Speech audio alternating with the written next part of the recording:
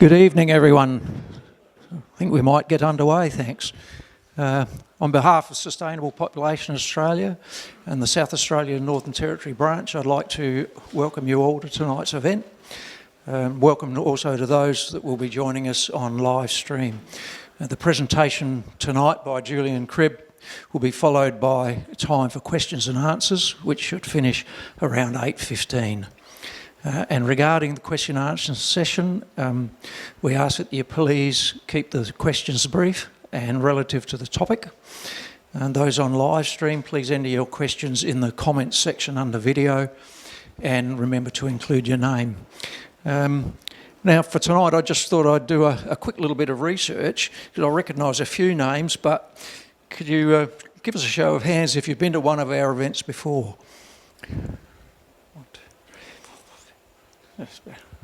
That's nice, thank you.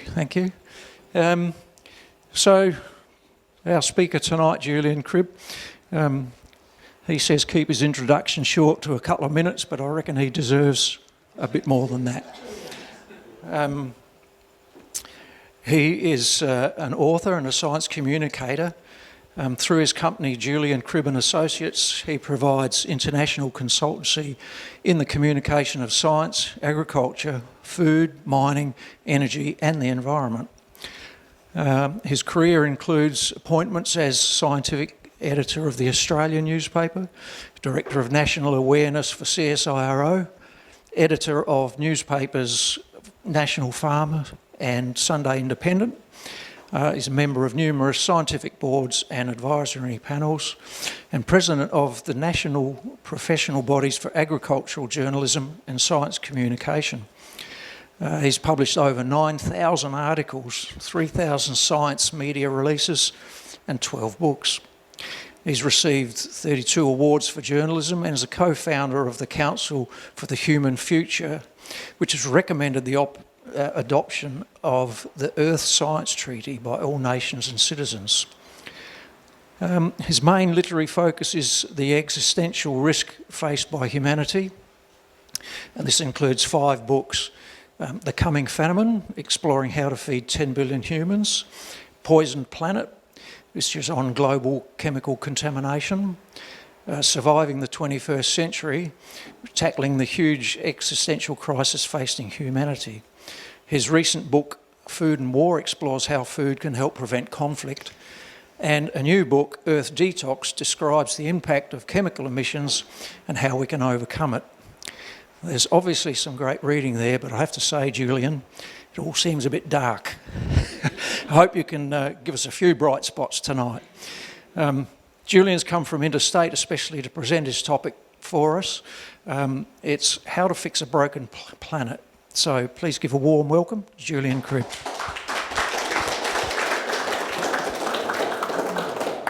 Thank you very much. Ladies and gentlemen, a real privilege and an honour to be asked to speak with you tonight. I hope you've all charged your glasses, because some of what I've got to say is a little bit hard to digest.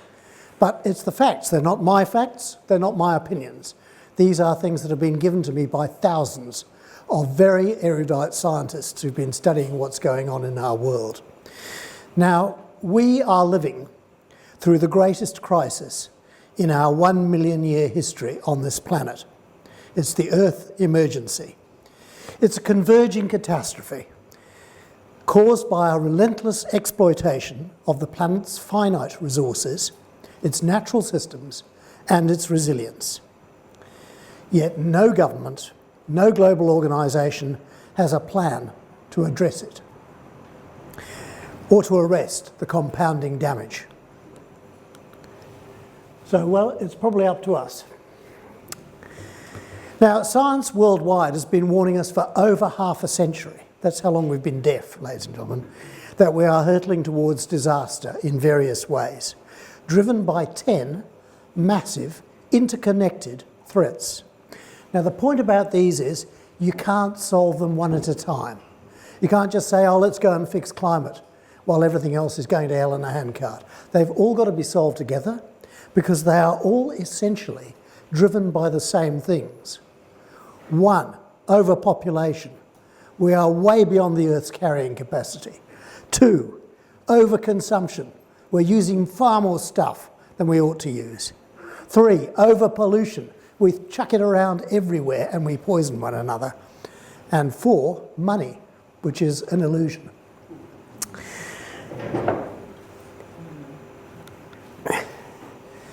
Our civilization is in the process of switching off the Earth's life support system. Basically, 3/4 of the large animals on Earth have already been wiped out. On land, it is 90% of large animals that were here back when our grandparents were alive, or our great-grandparents, are gone. Extinction rates are now way ahead of what the normal background extinction rate, they're up to 1,000 times greater than the normal extinction rate through Earth history. And basically, the bottom line here is that ecological collapse doesn't just threaten animals and forests and wetlands and rivers and oceans. It affects us too, because we need all these things. We need clean air, we need fresh water, we need, healthy soils, healthy oceans to survive ourselves. If we cut them down, it's the end of us. And that's what E.O. Wilson, the late E.O. Wilson, probably one of the greatest biologists ever to live, that's what he has to say. I don't think we can sustain this. He's bloody right. Now, think about resources for a moment. We're currently using up 105 billion tonnes of resources every single year. If you go back to the 1970s, it was 28 billion tonnes of resources. So it's increased by 300%, since the 1970s. Our population has only tripled, but our resource use has grown much faster. So, and that's 12 tonnes for each person sitting in this room. In fact, because we're Aussies, it's probably closer to 18 tonnes that it takes to support you every year. That's how much stuff. The Earth can only produce 7 tonnes of renewable resources every year per person. Okay, so just keep that figure in the back of your mind. That picture, I took that up on the Atacama. Those were beautiful salt lagoons, and they used to be filled with flamingos. Thousands and thousands of pink flamingos. There's about 2 or 3 of them left there now. The reason is that the lithium to power your mobile phone or your hedge trimmer or whatever it is has been mined from around there. They've taken the water's become hypersaline, the brine shrimp have died, the flamingos are gone. That's the sort of chain reaction that we are unleashing. When we don't think about buying a new mobile phone, how many flamingos is it going to kill to buy a mobile phone? Humans don't think about this stuff. Some of you do, obviously. Global poisoning. Basically, we generate around 220 billion tonnes of chemicals every year. So that's not just manufactured stuff. That's also what we generate when we're doing agriculture or mining or construction, any of those things. We are unleashing these things into the environment where they nearly always cause problems. There's 350,000 man-made chemicals, and we don't know what they do. We really don't know what they do. Might know about a few hundred of them, but the bulk of them, we don't know whether they cause cancer or what they do in combination with one another. We are flooding the earth in chemicals, and it's having a huge effect on us. And basically, you look at the World Health Organization numbers, it's killing 14 million people a year. That is 1 in 4 human deaths are attributable to some sort of chemical effect or poisoning. Okay, so this is actually the worst case of homicide in human history. And nobody's doing a damn thing about it. It makes me very angry. This is 10 times worse than climate change in terms of the death toll, and it's 4 times bigger than climate change in terms of its actual impact on the environment. But who have you ever heard talk about global poisoning? Nobody. They don't want you to know.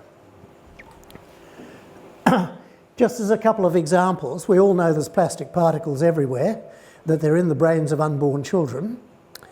Well, they're in your brains, ladies and gentlemen, and when they come to do the post-mortem on you, they will find between 6 and 7 grams of plastic in your brain.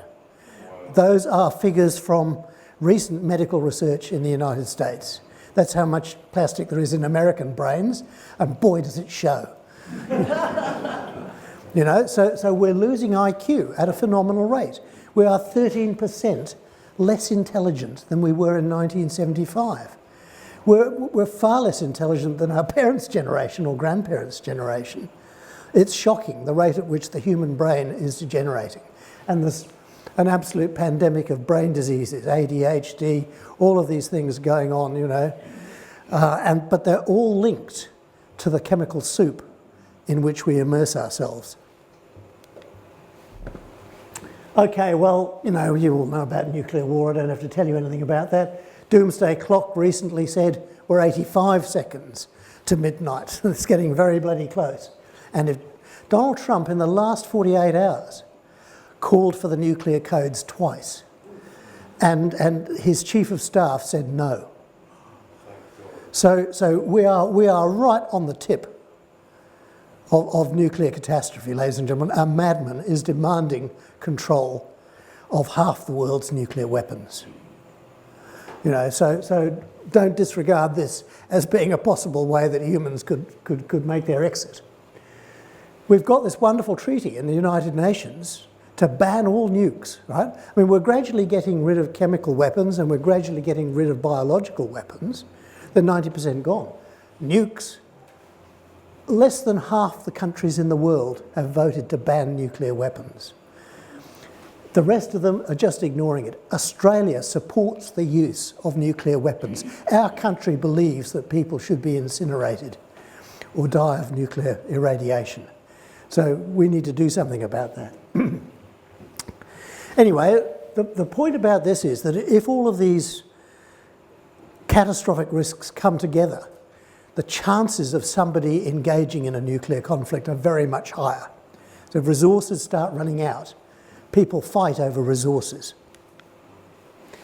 Okay, and again, I probably don't have to tell you a damn thing about climate that you haven't already heard. We're on track for 4 degrees. Plus 4 degrees. They will not be growing any wheat or oats or barley in South Australia at plus 4 degrees. None whatsoever. The Australian food supply will go through the floor. It will probably support a few million people, but it certainly won't support 26 million. And that could happen as soon as 2100. So we're on a fairly dangerous path, and we have roughly 30 new coal mines or extension of coal mines approved by the Albanese government. Not just the previous government or the one after. 30 new coal mines, ladies and gentlemen. Most of the coal is not going to be used here. It's going to be shipped to China and they'll burn it and put it up. But we don't count it as an Australian emission because we export it and call it a Chinese emission.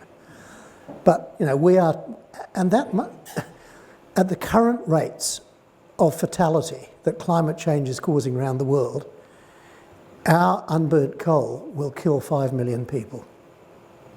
Right? The current rates of fatality, that's how many future humans must die so that Australians could get rich.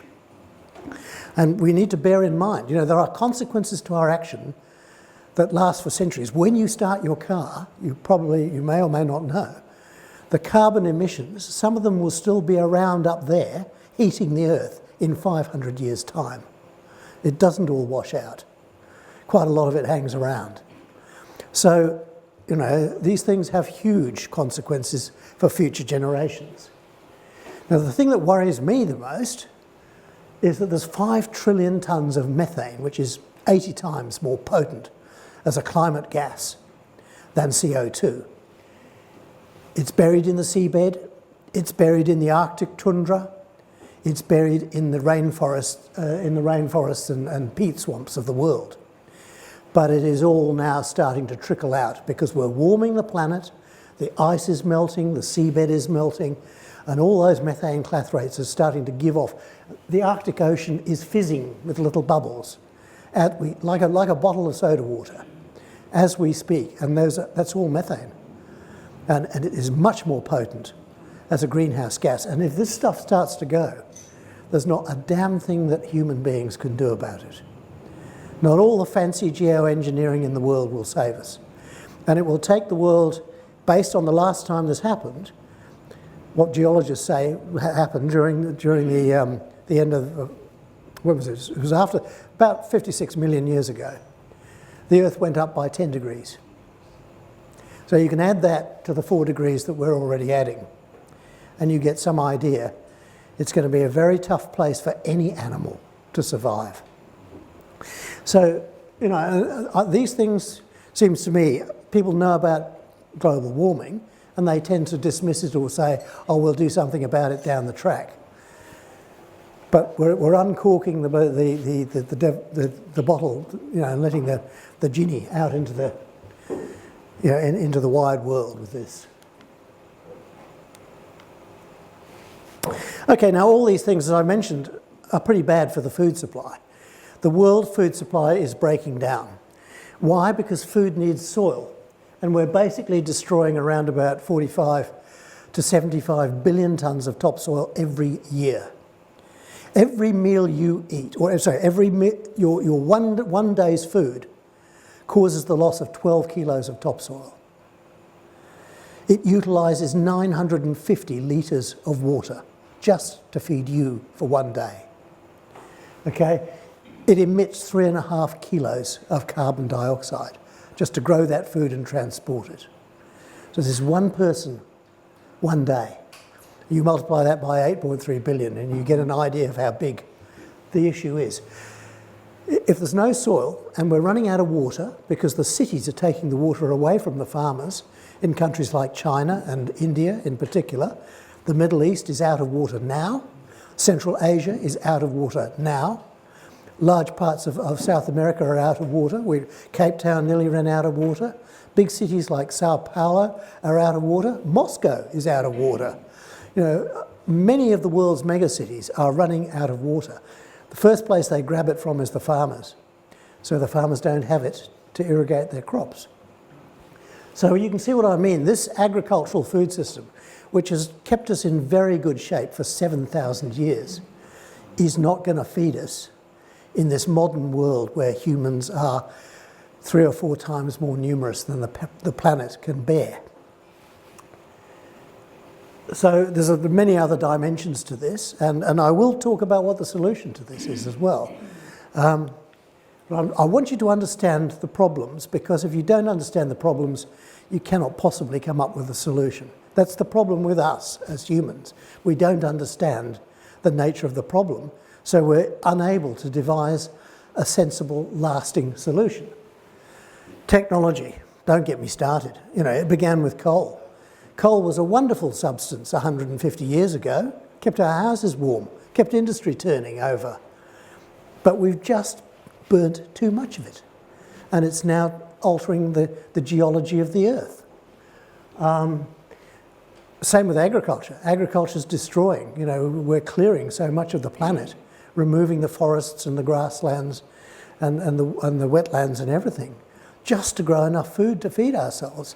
And that system destroys itself. So it's not a sustainable system. I don't want to run through them all individually, but let me say this all starts with technology, and these are big technologies. Whether it's coal, agriculture, artificial intelligence, nano products, geoengineering, whatever it is.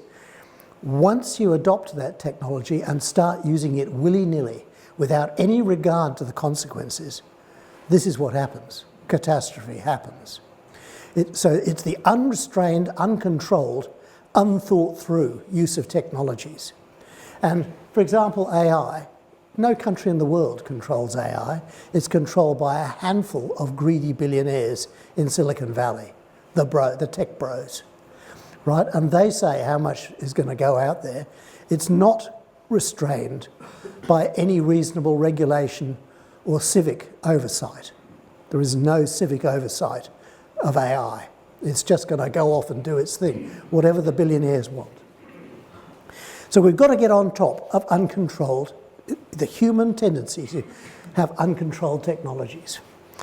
Pandemics, well, you all know what that's like. There have been 9 of them since 2020. Those are the main causes. Overpopulation is a primary cause because the closer we get to one another, the easier we swap viruses. You know, air travel, think about that. You know, you come home with something you caught in New York that somebody caught from somebody in Asia, that somebody caught from somebody in Brazil. A virus can go around the world, you know, several times in the space of a week. And bad science. Please read what the sensible scientists are saying about the origins of COVID. It wasn't an accident. They actually created that virus. That is what the evidence, the scientific evidence, says at the moment.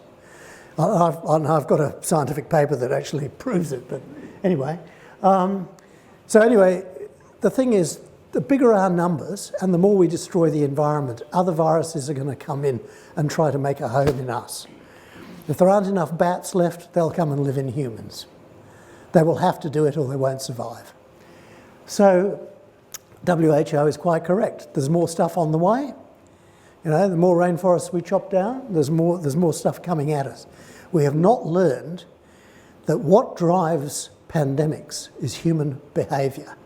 It's not the viruses themselves, it's the way we behave. It's the way we share viruses that actually drives this thing. And we've got to get in control of our own behaviour.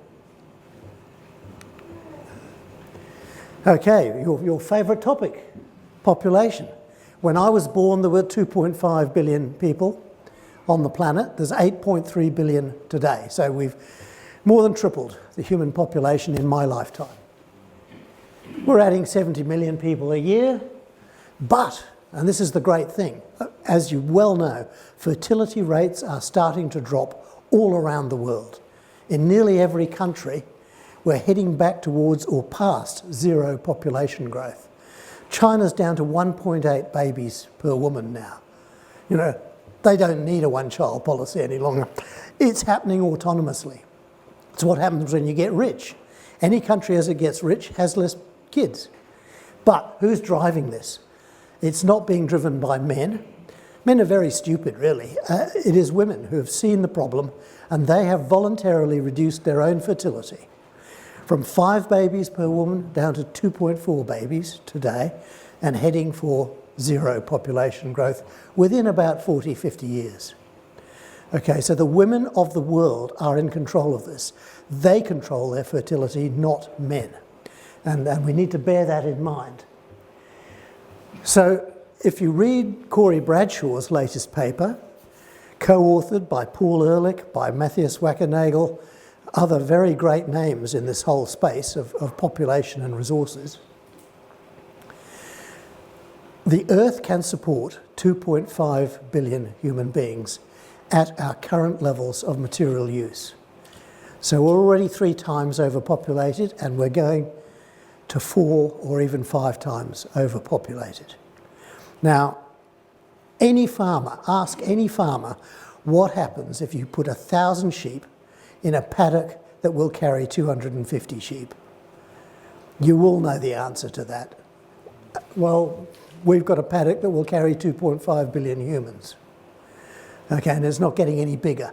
What we're doing is we're extending the envelope by adding a few fossil fuels and some chemicals and some smart engineering, but we're not making the Earth any bigger. You know, the resources are not increasing, the amount of water is not increasing. You know, but we're mining that planet and we're running down the resources. So these are the things this is why population is such a critical issue. And in some ways, as a communicator, I think this is the big one, because what we're doing is basically lying to ourselves about all of this. You know, you have people, I mean, when governments don't have truthful, factual information to make a decision, they make bad decisions. They make wrong decisions. When they're being lied to, like the American public is being lied to, they get themselves in all sorts of stupid wars. That's the current vivid example of this. And we're being lied to here in Australia. Almost every country I know is being lied to by its politicians, by the corporations that run it. And bear in mind that of the world's 100 biggest economic entities, 69 are corporations. Only 31 are countries. Corporations have much more economic power than almost any country on earth. We're tiny compared to these big corporations. But these people are polluting the information world with lies. And the classic example is the fossil fuels industry, which has a $7 billion propaganda enterprise running at the moment to convince people that we need to keep on using petroleum, gas, and coal. Right? And they're having great success. They've completely destroyed the last 10 UN climate conferences, as I'm sure you all know. They've stacked them so that those climate conferences are 2/3 to 3/4 of the people attending come from the fossil fuels industry. So they're making decisions about your grandkids' future, not you. But they've built the biggest lying enterprise, since tobacco, basically. But they're using the principles that tobacco used to distort the science. I know this because my erstwhile employer, Rupert Murdoch, now owner of Fox News, makes most of his money by telling lies. Basically, he uses his media outlets. They tell people what people want to hear. They don't tell people the truth. And if lots of people watch the television to hear all this sensationalised rubbish, then lots of advertisers then go to that program or that news channel, and they make Mr. Murdoch and others like him very rich. So this whole thing, there's money in lies, ladies and gentlemen, big money. So the thing that concerns me is that there are solutions to all of the problems that I've outlined to you, but misinformation will stop us from using those solutions.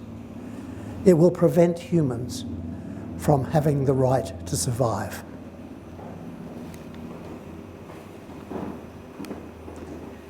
Okay, why is this an emergency? Well, all these threats are connected. They're connected, as I say, by overconsumption, overpopulation, etc. They've all got to be solved together because of that connection. When you come up with a solution to climate, you must not make the food problem any worse. Okay, so you can't solve the food problem by burning more fossil fuels.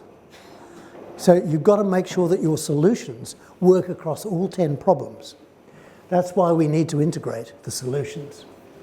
There are many solutions. In my book, How to Fix a Broken Planet, I list more than 200 solutions, and they're not my solutions, they are the solutions from the thousands of scientists that I have spoken with and read over the last 25 to 30 years on this topic. It was scientists who scared the crap out of me and who sent me on this course of just trying to inform people what the scientists have discovered, what they have found by measuring our world.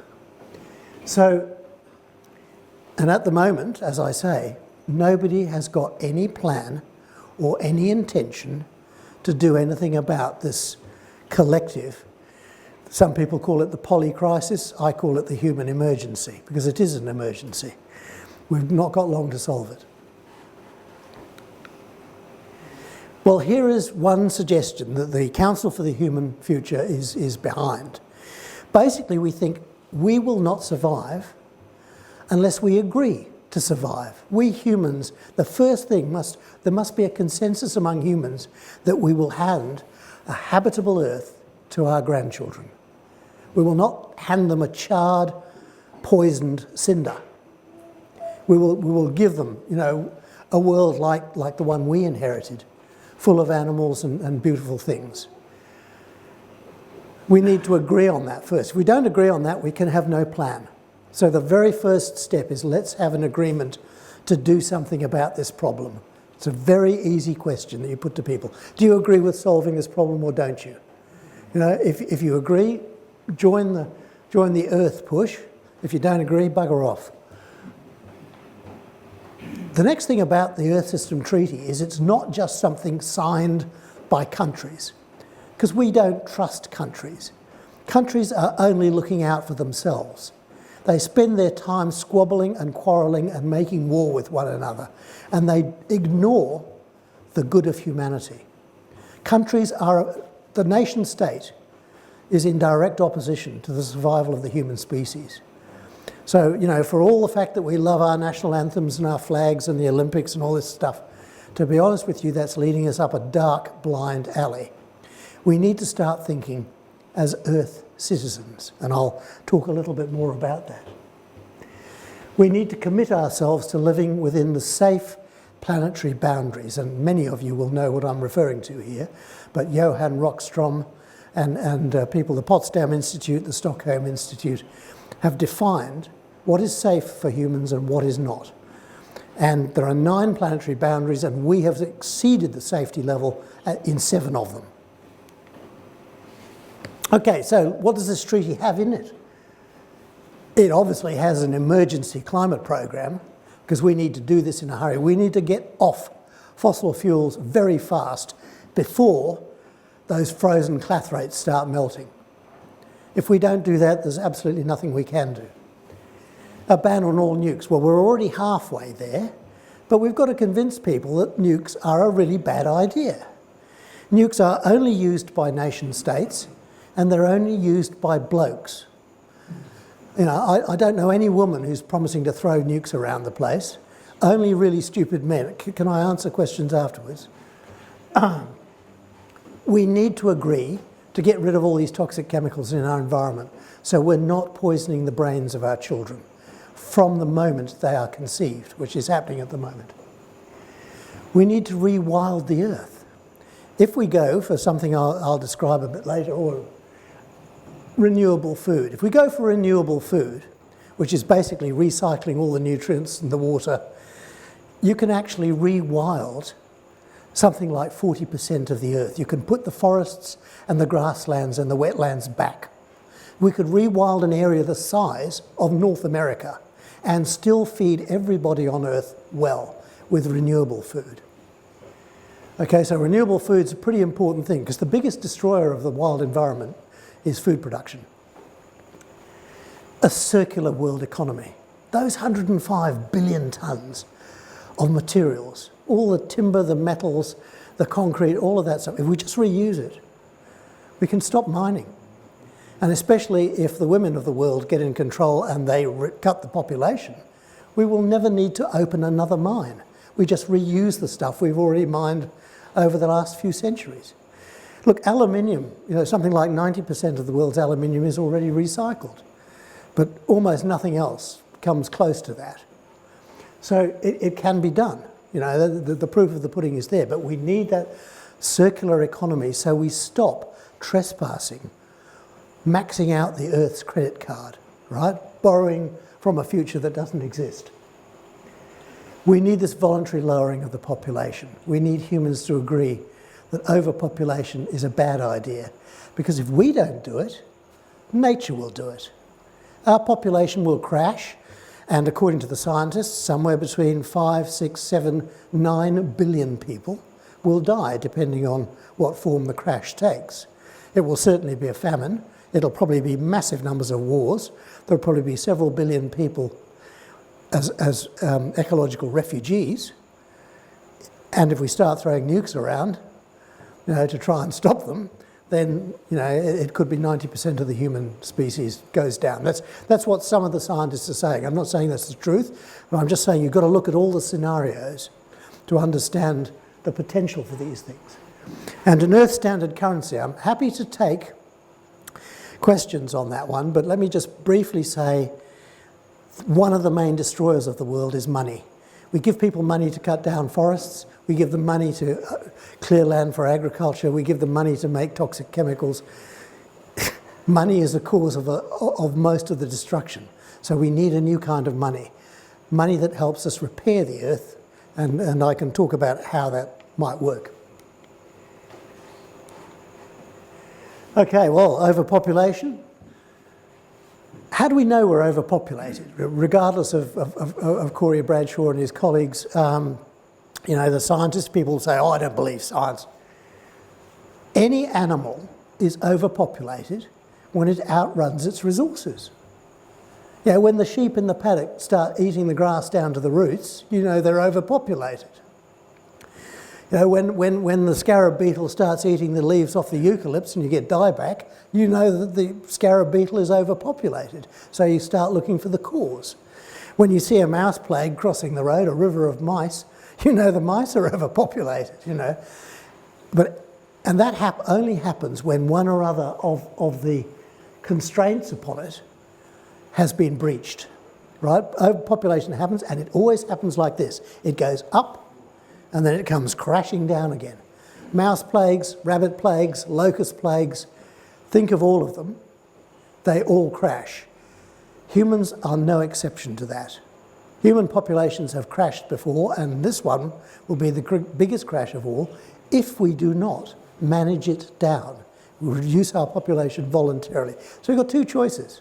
Let nature take its course, and we will go the way of a rabbit plague or a mouse plague, or manage it. Manage our birth rates, manage our resource use, and so on. Interesting point. To provide every woman on earth with family planning, advice, contraception, all of that, would cost the world less than half the price of a nuclear submarine. So, I mean, Australia alone, we're planning to buy 2 or 3 of these damn things, you know. We could fund a reduction in world population just out of the money we're about to waste on a redundant piece of technology. You know, so this country alone could afford it. It is not expensive to give women the world, to empower women to make decisions about their own fertility. Okay, you need a bit of education, you probably need a bit more women's lib and other things like that, but it can be done. And women are doing it already. 80–90% of the women in the world are reducing their fertility. And they're doing it without being told to do it by anybody. And they're ignoring their husbands and their patriarchs and their priests and their journalists and all Elon Musk and all the other bloody idiots, male idiots. So, you know, the preaching about pronatalism comes from billionaires who just want more ignorant consumers so they can sell more Teslas. Right? We need to stop any government, including our own, from subsidising birth rates. In America, you get $1,000 a kid. You know, it's absolutely bizarre. In Russia, any woman who has 10 children gets a medal. But this is not the time to think of this. After World War II, the women of the world decided there weren't enough people, and we had a baby boom. And I'm a representative of that generation. We now need a baby bust because we're way outside the boundaries of our paddock. And to do that, I also think we need to put wise women in positions of leadership, because I do not think that men are capable of taking these sorts of decisions. You know, women have already shown that they're taking the right decisions. Look, some men are, you know, certainly there are good men and men who think like women, but at the moment, not nearly enough, okay? Not nearly enough. We need to have that, we need to think about the grandkids. That's the first question most women ask. What about my grandson, my granddaughter? What about my child? You know, men say, oh, bloody hell, let's just go ahead and produce this toxic chemical. Let's make another atom bomb. You know, anyway. In How to Fix a Broken Planet, I've got every single chapter is followed by a little page of advice on what you can do personally to save the world, okay? Because a lot of these things are big picture. You know, let's stop using fossil fuels and let's go to zero carbon. But there's a hell of a lot you can do in your own life. How you shop, the dollar signals that you send to industry, when you buy food or when you buy clothing. You know, you're sending signals for something that is either sustainable or unsustainable. You send that signal every day of your life. And so we've got to shop much more responsibly than we are at the moment. And, you know, things that you can do in your own life, have one child fewer. I'm not saying have no children. If you want to have kids, have kids. But if you were going to have 5, have 4. If you were going to have 2, have 1. You know, think about the earth that child will inherit, because every child subtracts from the resources and the rights of every other child. the way we are, because those resources are finite. So we're boxing ourselves in here. So we need to get that sort of philosophy of just have one child fewer. I want to make the point that if you advocate for a reduced birth rate, you are also advocating for less poverty. Have you noticed that the countries with the high birth rates in the world are also the poorest countries? You know, so advocating for high birth rates in America is tantamount to saying, I think America ought to be poorer. That's what Donald Trump is saying. Well, the billionaires want to be richer, but the rest of them can go hell. So basically, there will be more poverty with more people. There will be less poverty and more resources to go around. There'll be more water for everybody. There'll be more food for everybody if we have fewer people. So you've got to understand we're not just advocating on population here. We're advocating for less suffering, less poverty, less disease, less war. We're advocating more equity, fairness, decency, a decent life. All our kids must have a decent life. We need to understand. Well, so, yeah, I celebrate you because you are celebrating depopulation in your way. And we need to be proud.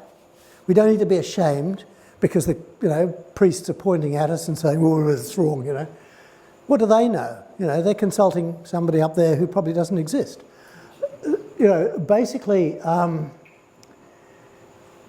this is the only way human race is going to make it, if we bring our population back within the bounds of what the Earth can support. And doing that voluntarily is far better than letting it crash to Earth, like a mouse plague crashes to Earth, like a rabbit plague crashes to Earth, like the reindeer on St. Matthew's Island crashed to Earth, which I recommend that as a story for you. So advocating lower population is advocating justice and greater equity for all human beings. It's a very noble and honourable cause, and be proud that you are fighting for it.